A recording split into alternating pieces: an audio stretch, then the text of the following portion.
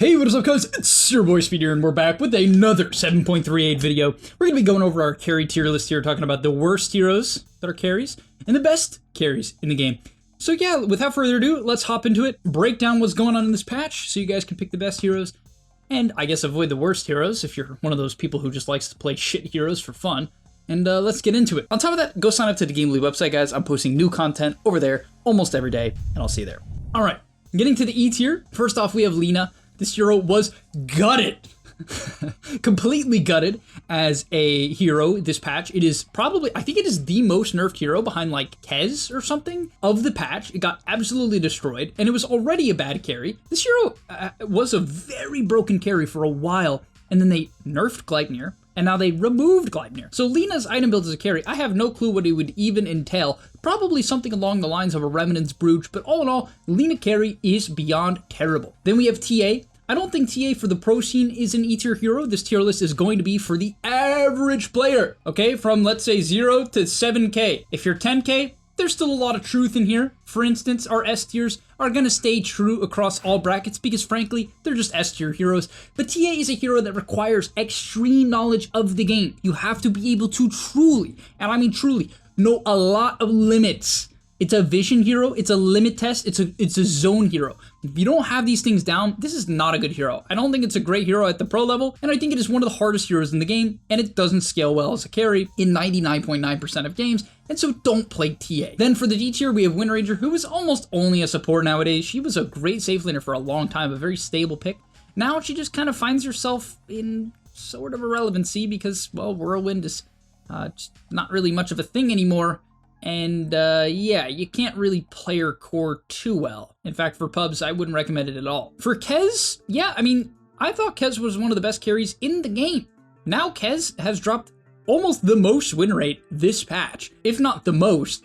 And if you're not a Kez specialist, you just can't play this hero anymore. They really just hurt his numbers a bit too much, dropping him all the way to a 42% win rate. So as a result, Kez is unfortunately in the D tier, even though he has some of the most broken spells in the game. Yeah, his numbers just aren't good enough. Then we have Terrorblade, which I think for the pro scene is a fine hero, but again, it's just kind of a zone hero. You have to know how to micro illusions. You gotta know how to play the laning stage. You gotta know how to hit timings. You gotta buy the shard and just flash farm. If you don't know the timings on this hero, you kind of just get blown up. It's a very technical hero. You have a low HP pool early on into the game. Meta is a very technical ability. You gotta know when to use it to put the most pressure on CS or to get a kill.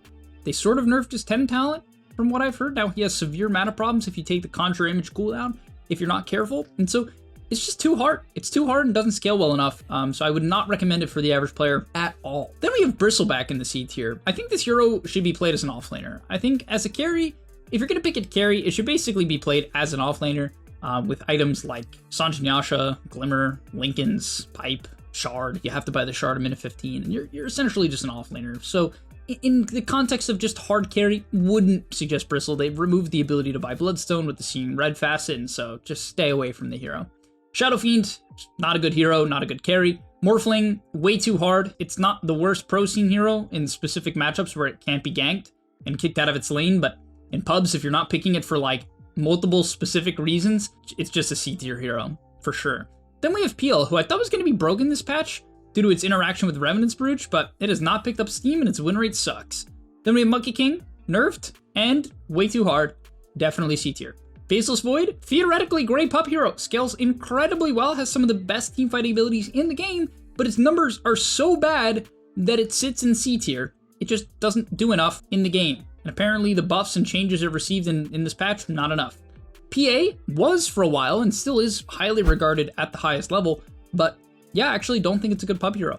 I think the hero has an okay laning stage, which got nerfed this patch. Its scaling got pretty gutted. They nerfed the crit damage on her ult at max by, I think, 75%. Pretty rough. I was already not the hugest fan of PA. I actually thought it was overrated, even in the pro scene. I think with a couple of very specific combos, it's pretty broken. I think the only really main combo that I love with PA in the game is Warlock. I think they cover each other so well that it makes PA more of an A tier hero. I wouldn't say S tier, but A tier hero with that combo. So if you want to go for PA, you gotta fit it in with a Warlock. Then for B tier, we have Naga. I think she's actually decent with certain combos in the game right now, like Darkseer and Jakiro, but other than that, she's just kind of a C tier hero, so you got to pick it with combos. Then we have Sven. He got some hype early on in the patch because there's like an ancient camp, but you can't even really farm it. Just think this hero is just super average. Its numbers on Warcry got nerfed way too hard. Same thing with the stun.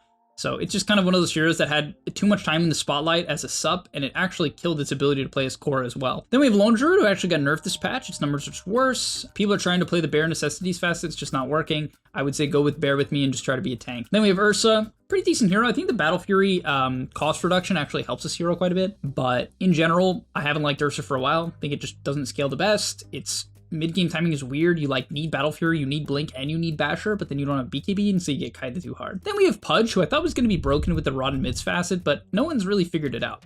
Maybe if someone finds like perfect tech for this hero, it'll be good, but until then, its win rate's terrible, and it's just hard. Like, I've seen people buy Mask of Madness, I've seen people buy Ags. Ags looks okay. Like with CM Pudge, you can kind of get away with like old Magic Pudge, and it's pretty cool with Riding Mitts, but just haven't seen anyone consistently make this hero look broken. Then we got the Meepo, solid hero, and actually might be something I would have to push up in the B tier. It might be actually kind of broken. I'm not exactly sure. Apparently the numbers are way better now, so this one I'm not so sure about. I just haven't seen a Meepo in literally forever in my pubs. It's kind of hard to talk on it. I don't really know. Arc Warden, apparently the new changes are just not so good, so he's just low B tier, but still scales incredibly well, so it's B tier. Sniper, I think this hero is a better mid, just needs the levels. Drow, hero's solid. It's definitely a better pub hero than pro hero. I think it gets ganked too easily at the top level for it to be really good. But yeah, it scales incredibly well. It's just a little bit too squishy early on. So yeah, they also got rid of her 10 talent, the Frost Arrows damage, which really kind of hurt her too much.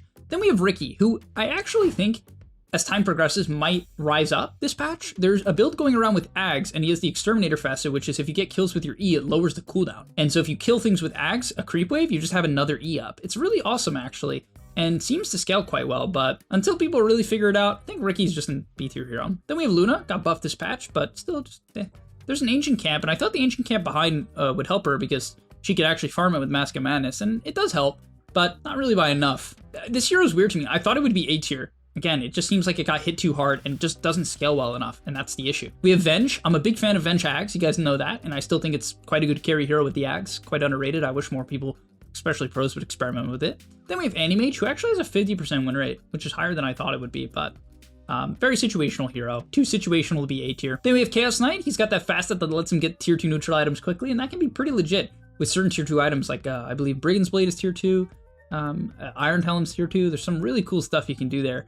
No, people are also trying the Irrationality facet, which also looks quite good, but in general, just still seems kind of situational, lacks some of the number buffs that he needs. Then we have Razor, better pro hero than pub hero, requires kind of a good understanding of how to make this hero scale, how to farm, but I don't know, I really think that Razor, I think Razor might be an A tier hero. The numbers, the stats, and the popularity doesn't really push him in that direction, so it's hard for me to put him in there, even though I kind of wanted to, but I believe that this hero is incredibly flexible.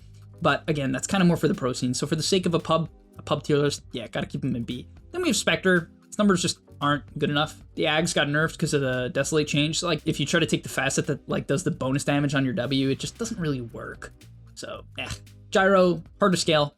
Nature's Prophet, way better this patch. I think Mjolnir Dragonlance Prophet is quite good actually. And if you're a specialist of the hero, this is probably your patch, aka me. All right, then we have Marcy, who has pretty terrible win rate. So I wanted to put her in A tier because I'm a huge believer in this hero for all roles and definitely carry, maybe even mostly carry. I think Battle Fury Marcy is really good. But yeah, the win rate's not there. I think the hero maybe is a little bit hard to play. Maybe people are just griefing with Pick Me Up. But the reason why I believe in this hero a lot as a carry is it's quite good in lane. It's just a very good laning hero, especially if you know how to use that courier. Quick courier, you can hit these timings very fast, catch people off guard at level 2 with like a Bracer +2 timing. I think it scales insanely well. It fights insanely well. The Fleeting Fury facet for carry is great at just helping you farm faster and find kills when your ulti is down. So yeah, I'm a big fan. Then we have Juggernaut. His numbers actually got buffed, Omni-Slash, cast range increase, and yeah, he's just solid. I think he just does a lot of damage.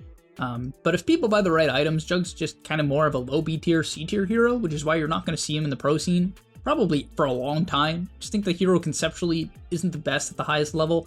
Its laning stage isn't the best when people know what they're doing, and again, the items. So for average pubs, frankly, he's good because people kind of suck. I don't know how else to put it. It's just the reality of gaming, competitive gaming. Then we have Alchemist. I couldn't really put him below this. I still think the hero is great. Strong laning stage. You can still hit really great timings. Radiance and Sanji Yasha are still top tier items even after the 5% nerf to status resist. So yeah, I think he deserves to be here. Then we have Clinks, great pub hero. Very reliable laning stage. Scales actually extremely well. Can split push, can get pickoffs. Invis is broken. Honestly, Invis in general is a feature of heroes that I think is just great in general because it forces people to clog slots with Dust and buy Dust. And I think Dust costs too much. I actually really hope they buff Dust at some point because I don't know, it's like really annoying to play against these heroes for a support. If you don't get the kill with the Dust, you just feel like you're just griefing your inventory and you're griefing your net worth like quite hard. And Clinks definitely comes into play there. People just forget to buy Dust. Then we have Slark. I think this map actually favors him a lot. I think the hero's been buffed quite a bit. I love Barracuda regen in the laning stage. It makes Slark actually quite a reliable laner compared to what he used to be, which was a terrible laner. And even though they nerfed Shadowblade, I think you just don't go that route anymore. I love the current state of Mage Slayer for Slark. I think it fits the hero extremely well. I think this corrosion item on Slark is really interesting. I think Diffusal is in a good spot. I think the Ags is still very, very good, and even though the shard has been nerfed like 4 times, it's still one of the best conceptual shards in the game. It's just a save and a reset, which is really broken. So yeah, big believer in Slark, and I think he has some very good meta matchups. I think if there's any reason why Slark deserves to be potentially an A tier or high B tier, is his meta matchups. He has some very, very good ones, which I don't really want to cover them because, you know, these heroes will come up in a bit, but I'll cover it when it gets there maybe. Then we have Troll Warlord. This hero got a big buff. I would say number 1, the Battle Fury change actually benefits a lot of these heroes, where you can just farm the ancient camps, especially that like back right ancient camp, very quickly. And so it's 200 gold cheaper now. It does less damage, but I think that's fine for Troll. Just more about being able to hit that cleave timing as soon as possible so you can farm quicker. And they gave his ult that infinite attack speed.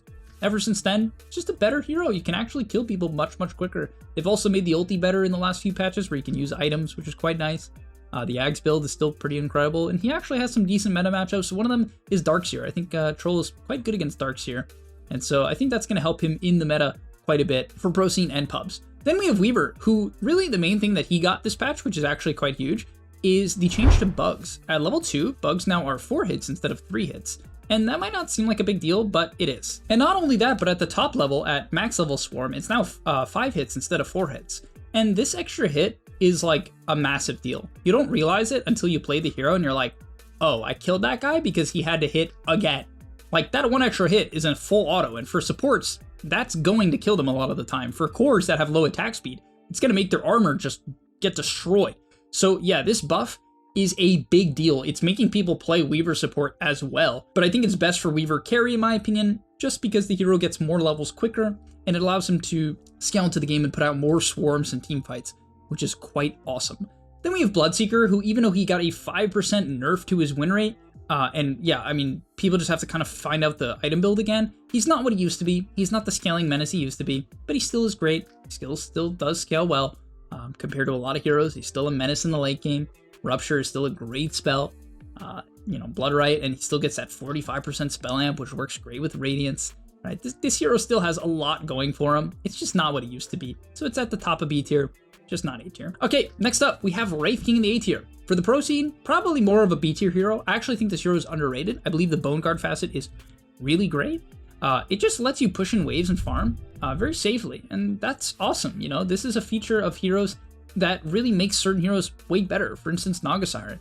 This hero doesn't scale the best, it doesn't fight the best, but the fact that it can do what it does with illusions and safely farm and scout is what makes it a viable Dota 2 hero. And so the fact that Wraith King just kind of has that while also being easy to play, strong team fighter with Radiance, stun, and 2 lives, strong scaling talents, and most importantly, what they did to this hero that made him way better now is they gave him back the 10 talent, the plus 25% Bone Guard duration, and minus 25 Bone Guard cooldown. Now that he has this back, it makes Bone Guard one of the best facets in the game, and I'm not just saying that. It is win rate wise and very clearly just gameplay wise, this combination of this 10 talent and this facet makes farming and wave shove really easy and effective. And this hero buys good items. It buys Blade Mail, which to me, even though it's a nerf by 200 gold a few patches back, still is one of the best items in the game. Radiance, Sanjin Yasha, you know, funny enough, all these items are kind of nerfed, but they're still some of the best items in the game. And Wraith King buys all of them. He's easy to play. I think Bone Guard is an elite facet. I think even for the pro scene, it's just, unfortunately, I think this hero for the pro scene is just a little too kiteable. Just doesn't scale slightly enough for my liking, but I think the ease of execution the 400 health talent at 15 makes this hero one of the best pub scalers. It's easy to play, easy to farm, easy to frontline, easy to execute. And frankly, that's going to make you have a good win rate, especially if you're not able to play as much Dota as you'd like every single week. Okay, getting to the egg tier as well, we have Medusa. Yeah, I love this hero, and I really want to make a video. It's going to be a video I make probably coming out after this carry tier list. Maybe it already came out. But yeah, this Medusa hero, I really believe in this Mjolnir Axe skill build. It might be potentially better to just go Manta plus Venomous Volley, as it works. I was told it still works on illusions. If you don't know what Venomous Volley is, it's Medusa's facet that every 5 hits, she procs like attack speed and movement speed slow, and it's a high number for 1.5 seconds. And apparently Manta still just counts in those attacks, which is stupid because they wrote in a patch that it was removed, but I believe it is not removed, and that makes the hero very viable. And I will say, probably the most reliable way to play the hero is to buy Manta, and then buy a bunch of stats, and play the very standard Venomous Volley Manta style Medusa. However, I think Indolation, her new facet that makes her have a flat movement speed and she can't be slowed, basically allows her to not buy boots, and that might seem weird. It's like, oh, treads are good, but you get to buy 2 Null's Wand into a Gloves of Haste, and you're still quite quick, considering the hero usually is 285 movement speed. Being 310 flat isn't that bad. In fact, for the lane, it's great. It's really good. It's like starting the lane with boots or something like that. Way better than having Venomous Volley for the laning stage. And then you get to buy Mjolnir and then Ags, and Ags makes the split shot modifier work on all of your hits. So your Mjolnir can just proc on 5 hits. In fact, I think the Ags makes the split shot hit an extra target. Increases arrow count. Extra targets 5, so you can hit up to 6 targets. And with Mjolnir, it's insane. Mjolnir Ags Medusa might be broken, but for now, you guys just want a very reliable hero, you can go the Manta style Venomous Volley, and you're going to scale great. Then we have Tiny. I think for the pro scene, this hero is considered S tier. I think he might actually be S tier. I'm going to keep it real, guys. If you want to spam a hero and get good at it, Tiny is probably a great option. Basically, what they did to this hero is they made it where he's like a little bit worse in the early game because they nerfed Crash Landing, but they actually buffed his other abilities. Like, they just deal more damage as long as you're not playing around Crash Landing. Like, they're just better in the game. It's kind of funny. So if you take Insurmountable, you actually just have better abilities, funny enough. And Insurmountable, now, slow resistance also reduces the impact of attack speed slows. And so you buy Sange and Yasha. Insurmountable gives you strength. Your strength turns into slow resist and status resist, which is pretty good. So you get slow resist, and then you buy Sange and Yasha, which gives slow resist, and then you try to get like Gelgard, and you get slow resist, and then now attack speed slows just don't work on your hero. And that's pretty good. Also at level 15, he has grow attack speed reduction, so that lets you hit faster. You have an 8 strength talent at 10. You have 60 base damage on your tree at level 20, so when you get your shard, you just have plus 60 damage at level 20, which is a comically good talent for a hero that has no problem getting to level 20 and is a carry. And level 25, you have 2 of the best talents in the game. So Tiny might be like one of the best, maybe the best talent tree for a carry in the game. He's up there with like some Wraith King. Wraith King's talent tree is also nasty good on Bone Guard. Crazy talents, this Insurmountable facet, making attack speed slows worse, is pretty crazy. Problem is, Tiny's a little hard. His laning stage is kind of weird because he has no armor. Farming is actually kind of weird until you have Shard. Managing your mana is not that easy. So the hero's not very easy. Casting your spells properly is also not so easy. So it's just not that easy. But you can imagine if you're a pro and you're not making a lot of mistakes and you understand all these things, this is an S tier hero. Then we have Dragonite. His numbers, even after all the nerfs, are crazy. Probably a better mid, but still a broken carry. He just does a lot of damage. Scales incredibly well. Broken talents. Buy Sange and Yasha. That's a great item. Yeah, he's kind of like Tiny in a lot of ways, where, I don't know, just, well, you know how he's different than Tiny? His laning stage is hyper reliable laning stage. Can farm the back ancient camps, like a lot of carries cannot, so that's great. And yeah, I think you just buy the old normal carry items. I think people are trying to buy like weird stuff, or you can just go Mage Slayer. This item's so broken on this hero now. So yeah, you can play like a semi-carry, or you can just try to scale with Mask of Menace Armlet. Just the numbers are just too good. He just hits too hard, basically. Then we have Abaddon. Hero's win rate's just too good. He can't not be S tier. It's just, if you first pick Abaddon every single game in any role, literally any role, including mid, I'm pretty sure you'll go up in MMR. You might peak because, like, let's be real, you suck. But at the end of the day, if you pick Abaddon, you're going to go up in rank. You will go up in MMR. No matter how bad you are at the game, no matter how toxic, you can tell your teammates that they don't deserve to have a PC. You can tell them to uninstall the game. You're still going to win because you're playing Abaddon. You're playing the most brain-dead hero in the game. It's had a high pub win rate for literally 4 years because it's a frontline hero that has a save that's easy to play, and you just buy good items. You can go some Radiance Manta scaling build, or you can just buy Harpoon, Blade Mail, Sanjin Yasha, and run in and make the enemy team take 40 billion damage from trying to go on you, and they're going to go on you because they're bad at the game, and they're not going to know how to cut you. And, you know, unless you have very specific matchups, most heroes lose lane to Abaddon with Mephetic Shroud. You can also go Quickening and scale like a menace. You know, this hero, the laning stage with Mephetic Shroud fast is too broken. It scales well, has great talents, with level 15 damage and level 10. I believe the HP regen is still better. People are taking the other one. I still think the HP regen is the way to go, but whatever. He's got damage per second on his ult at level 20, which heals you during your ult. And level 25, he has the attack speed shit, which is insane. This hero just has a bit too much. Pros figured that out way slower than pub players did, funny enough. So shout out you guys, you're way better than all the pro teams. But pro teams caught on eventually, and now Abaddon is first phase pick ban for a lot of teams. And finally, the most broken hero of the patch, for sure at all levels, is Lifestealer. This one to me is a no-brainer. The hero has very few bad matchup. It's good against the meta. It's pretty decent against Abaddon. It's very good against, it's solid against Darkseer, if not good. It's good against a lot of strength heroes. Extremely reliable laning stage because he can deny from 75% HP creeps. His new facet, giving him max HP per kill, makes him scale really stupidly if you have a good game. Even if you don't, your W gets reset on kills, which is great. This hero just gets 1 billion health, has 4 all stats at level 10 now, which is a great talent. It has some of the most broken talents in the game. Talking about broken talent trees, carrying heroes. 50 attack speed at level 15. That's fun. Yeah, that's really nice. You have a free BKB. You have attack speed. You have built-in lifesteal. This hero just scales better than most heroes in the game. Radiance on this hero is completely OP because you're tanky, so you're spreading the radiance like crazy. All you need is evasion to be tanky because you have a built-in BKB. You have attack speed, so you just need a flat damage item. Also, in a meta of wanting to hold your safe lane tower so you don't give the enemy team the Tormentor, Lifestealer is probably one of the best heroes in the game. And you know what other heroes do that? Tiny, Dragonite, Abaddon, sometimes Medusa. Kind of. She's a bit squishier now.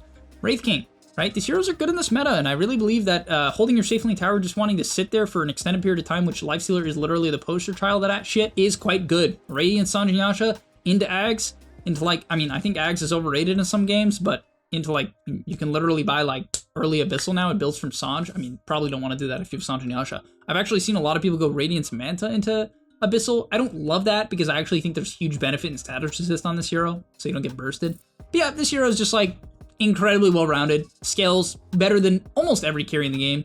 I would say maybe not better than like Tiny. The only carry matchup I've seen that maybe looks kind of okay into this hero, like that's sort of off meta, is like Slark. Even something like you'd be like, oh, Troll, just bash him with Troll. Yeah, too bad with Ags, he can just infest you during your ult and disarm you for the entire duration. He just mans up well into like basically every carry. Maybe there's like some Razor, but even that doesn't seem overly reliable.